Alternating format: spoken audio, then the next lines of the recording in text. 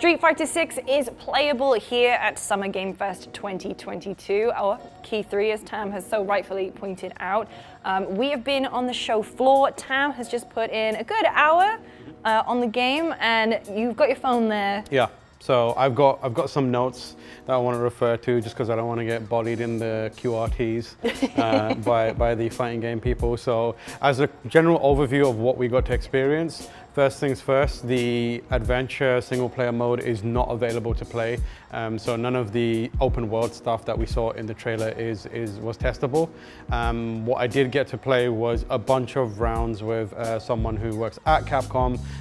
4 characters were available: Ryu, Chun-li, Luke, and what was the other guy's name?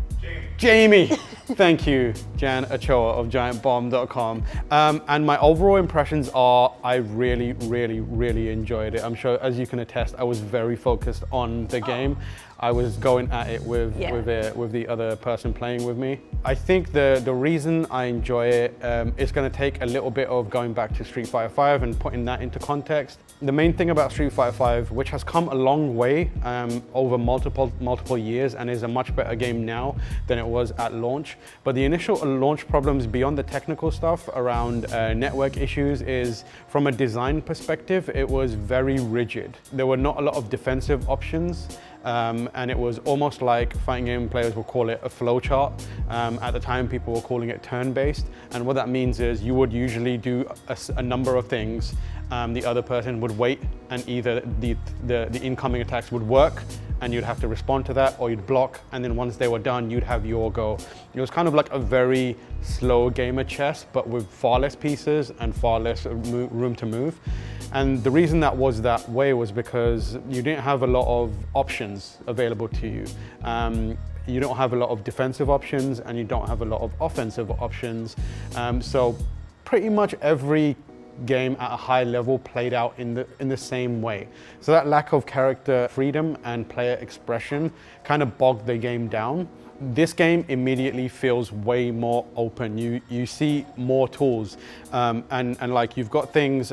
It's been detailed a bunch, so forgive me if I make any mistakes here. But you've got Drive Impact, which is basically for people who have familiarity with Street Fighter 4 specifically, it's a fully charged focus attack, and that basically means that you kind of draw up a load of power, and then it absorbs an incoming attack.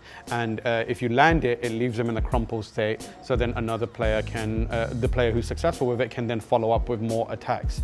The good thing about that is there's a counter to it, which is the other player, if they see the drive attack coming in, drive impact coming in, they can immediately initiate their one, and it becomes like a kind of a game of like outdoing the other person. But you kind of have to have an awareness around you. There's also a Drive Parry, which for people who have seen Evo Moment 37 will know it's that kind of thing. It's not as strict. It's not as strict on timing as Third Strike, but it does have that same kind of defensive option available to you. It's got quite a lot of frames of recovery, so you won't be like tapping forward to like do it. You have to hold down 2 buttons. You can tap them if you know that it's going to be like an overhead coming, like a jumping overhead, or you can hold it if you feel like there's a flurry of attacks. But obviously, like there's an animation to it. It's very obvious when it's happening, so another player can bait it out. The interesting thing is, if you do that, you can actually rush out of it, which is like a run, and it's like almost like a half-screen run. So a thing that I was doing a lot was using the parry at distances where it was very obvious it wasn't going to work. So my opponent thought, oh, he's screwed this up. But what I was actually doing was trying to make them think I screwed it up so that they would start moving forward, and then I would rush out of it into throw range and grab them. So it was like a little bit like of a meta game, mind game. And obviously the other player realized I started doing that too much and adjusted and would like start baiting that out of me.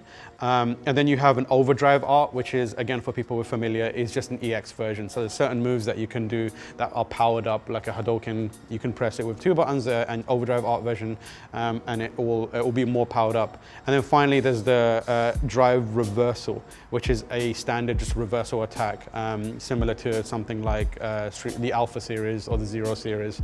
And that's a lot of options available to you, but importantly, it's all governed by a drive meter.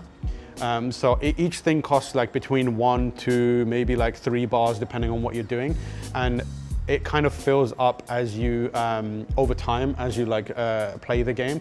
The interesting thing about it is you have to be very careful in managing it, because if you use all of it, you enter a state that's called burnout, which is basically your character is tired and they cannot do any of that stuff. So this is a period where none of those mechanics are available to you, and you have to wait a set time as your like stamina recovers. So you have to be very careful about how you're managing your meter, which is where a lot of the strategy comes in, and it's where a lot of the mind games are going to be able to come in, because you as a player can look at your own kind of meter and be like, this is what I can do. The other player will be looking at your meter being like, these are the things that are threats to me, and then you can do the same to the other player.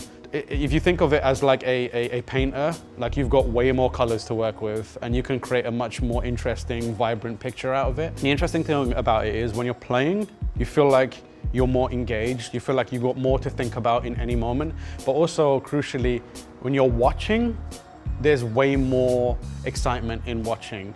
Obviously Street Fighter is a big esport, it's a competitive game, and over time like Street Fighter 5 was not super fun to watch because you knew exactly what was going to happen, and some would argue, yeah, that just puts the kind of emphasis on the player, but even players found themselves not being able to express themselves. You know, Punk played the same as Justin with a certain character to a degree. Now watching this stuff, it's much harder to predict what's going to happen. Like good players eventually will be able to like think about what options are available and the likelihood of it coming out. But right now, in the early stages, like it's harder to kind of like predict it and see a flow chart emerging, and that's incredibly exciting. Ryu and Chun-li, and they have new moves that are like special style moves that are given more like range and options up close. Ryu plays really well. I feel like in terms of pacing, it's somewhere between 4 and 5, in that it doesn't feel, the characters have a heft to them, but they don't feel slow and bogged down. They can move around quite a lot. I think the most important thing though, beyond the gameplay mechanics, is it's like aesthetically really, really pleasing. Yeah. There's a lot of like color, there's a vibrancy to it, and it doesn't feel as like sterile, if you know what I mean. As like Street Fighter 5 looked nice, but it was also very like sterile, and like it felt like a very intentionally packaged game. This feels like it's got a vibe, it's got an aesthetic, it's got a pomp and circumstance to it, like a bombast to it. There's things like characters walking in together and then fighting. They've got the Soul Calibur 2 thing where it's like when your two characters are facing each other, you can move directions and they'll like have different they'll have different facial expressions. Yeah. And like you can do that for a bit. There's like 3 different taunts. Everyone is like expressing when they take a punch. You can see them grimacing and that kind of stuff.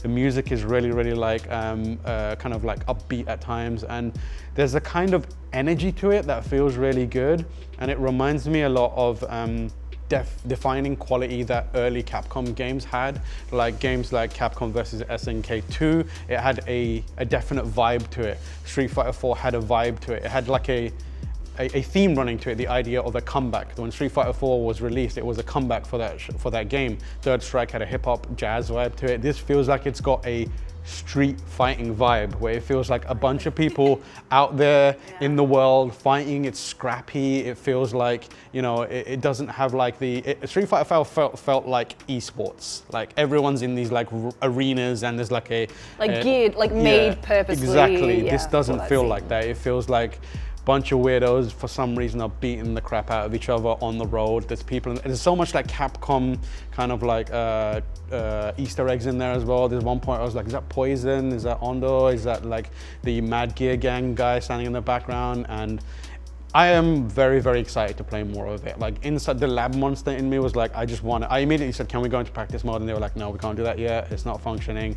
And like, I was just desperate to keep playing more and more and more.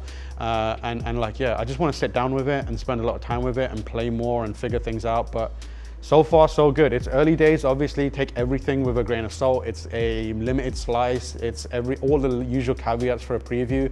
I'm high on playing Street Fighter, so maybe like a few days from now, I'd be like, actually, maybe not. But like as it stands, in the heat of the moment, you know, I played it an hour ago. I'm very, very optimistic about getting something that at least as a starting point is really, really going to be rewarding to play, and hopefully Capcom continues to build on it.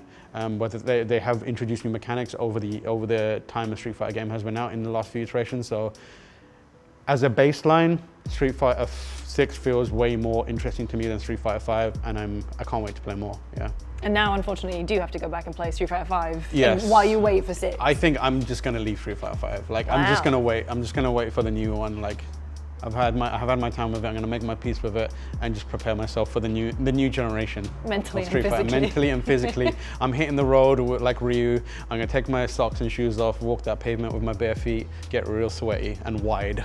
Like Ryu. Thank you for ending on that note, Tam. We're going to have a bunch of gameplay of Street Fighter 6 on GameSpot.com, youtube.com/GameSpot, so make sure to stick around if you want to watch some of that.